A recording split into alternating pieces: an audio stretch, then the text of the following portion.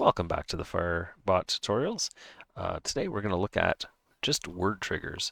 One of your viewers types a message in chat, you can scan for particular words and trigger an event, whether it's an audio clip, video clip, um, pretty much anything that you can think of, and trigger it off of that word.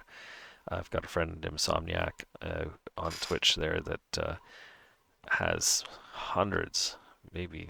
I, I can't even. I don't know. I'd love to know how many he's got set up, but it seems like you can't type anything into his chat without triggering something, and it's kind of fun to see all the stuff he's set up, and it makes his channel very interactive, right? People type in stuff just to see a video clip pop up or like a sound effect. So a lot of fun you can have with it. And it's very easy to do. So I've got one, it's called catfish. When one of my viewers types in catfish, it plays this effect.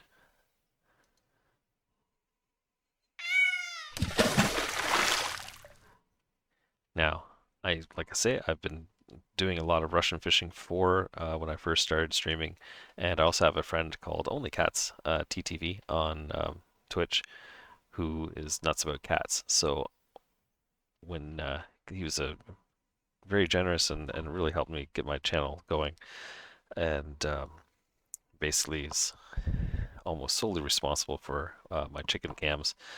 Um, it was one of his ideas, and he really helped fund it. So I really appreciate Only Cats. So when he comes into my channel, I want to have something special set up for him.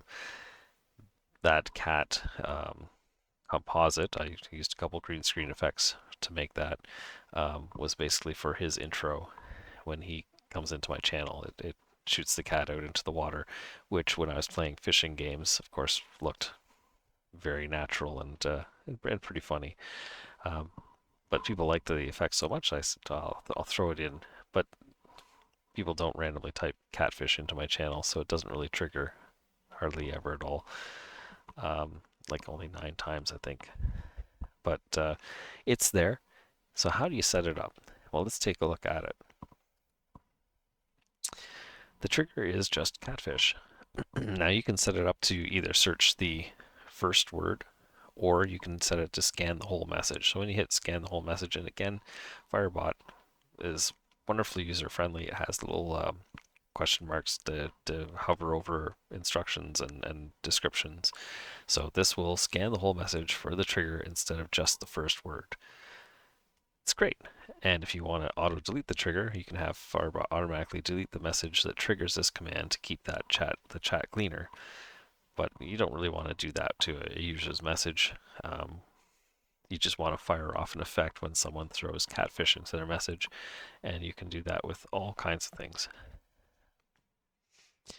You will probably want to set a cooldown for it. You don't want someone to trigger off the cat before the video is even done. So I've got 15 seconds. If people are abusing your effects too much, you may want to put a longer cooldown on it. When it's in cooldown, you can send a custom message. So of course, with the cat being fired off into the water, I have a custom message that says the cat is still swimming back. It will reach shore in time left. And again, Firebot tells you what variables you can use in your message to customize it. So you can throw the time left. You can throw in the username for the person that just messaged and tried to use. Hey, speaking of Only Cats, hey Only Cats, welcome in. Only Cats has come in, and this cat is fired off. So right now we're looking at just setting that off to fire off if someone types catfish into the chat. Once you've gotten that set up, you can set restrictions. So you can add a restriction that is, let me just, under permissions. So if I add permissions, you can set it up so that the permission, oops, no, not that. You can set it up so that only certain people, like say subscribers and up, can use it.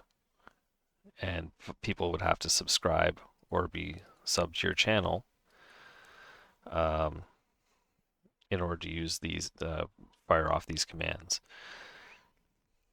I don't want to do that. I just want it to be fun for everyone. So I don't have permissions. And you can also do it for a single, you can restrict access to one person. Uh, like type in their name. Everyone else gets to use the effect but them, right? If you have a friend on your stream that you just want to bug. Um, but I don't really want that, so I need to take that out. So I'm gonna hit the garbage can. And then you have to set up the effect that you want. So the video is just a play video, and I've selected the cat. And again, this cat effect is a cat jumping and then a splash. And I had to go into Adobe Premiere and splice those two together to get the effect that I wanted. It's two separate videos, a cat jumping and a splash. But you can find an awful lot of green screen videos on YouTube that you could download and use. And then you can choose fades and stuff like that, but I don't want a fade in there. I just want it to show up. And you can loop it. You can wait for the video to finish before it goes and plays the next effect, which can be very handy if you need the video to finish before you go on to the next thing in your list. Otherwise, they'll all start to loop. So when Only Cats comes in, it plays the cat video, and it shows his Firebot shoutout at the same time. Because I didn't select wait for it to finish.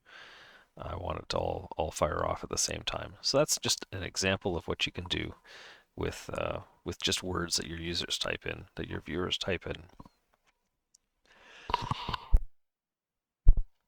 We'll look at a couple other things. There's some more detailed scene switching that you can do. So we'll look at that next time for manual commands.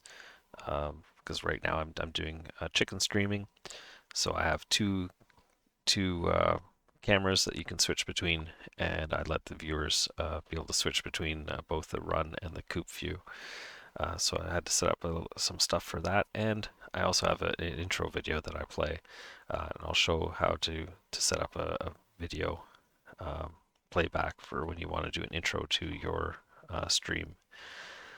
So we'll look at those two things in the future. So remember, hit subscribe, hit the bell for notifications, so you can know when the next Twitch Firebot tutorial comes up. Look forward to seeing you then.